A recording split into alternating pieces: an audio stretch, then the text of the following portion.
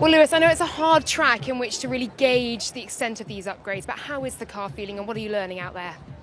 Well, firstly, I've generally had an amazing day. I really enjoyed driving today. I want to say a big thank you to everyone back at the factory because to build and design and develop a car is not an easy thing, and everyone's put so much time in, so many hours of hard work to have us here today.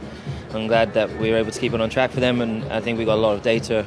I mean, it's not the place to ultimately test an upgrade, but the car was generally feeling good. I think ultimately it was a bit of a shame we weren't as close as I'd hoped at the end of the session, but definitely felt the improvements, and I'm grateful for them. We just got to keep chipping away at it and see if we can squeeze any more juice out of the car. Is there one area you're seeing the most improvement in the car, or is it a general overview? There is. I'm not going to say where, but there is, and it's very clear where the lack of performance is for me, and so I just have to. We'll talk about that in the debrief. We'll collect, put our heads together and try and figure out how we can do that within what we have, and but hopefully this gives us a platform to build on moving forwards.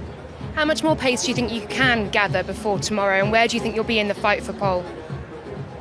I mean, in P1 I thought, well, maybe we're looking pretty good. But we're always looking pretty good in P1 for some reason. So in this session we were close to half a second off. I think maybe that could have been 0.3, maybe, but I don't think we have half a second in the bag. So we'll see. We'll work on it and see if we can squeeze some more out tonight.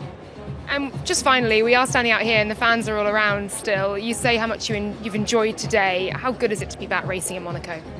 Oh, it's amazing. It's such a beautiful. It really is a special place. It is a stunning place for people to come. There's a lot of Brits that come over here. Lots of Europeans, obviously, naturally here. But yeah, it's. I mean, and it's such a privilege for. I woke up this morning, just reminding myself as a kid when I was 13 and saw this place, and when I first came here, and it, seeing it was then my dream. Like I was like, one day I'm going to live here, and. To wake up here and know that I'm one of only 20 drivers that get to drive in Formula 1, I just was having to pinch myself this morning. So I feel very, feel very grateful.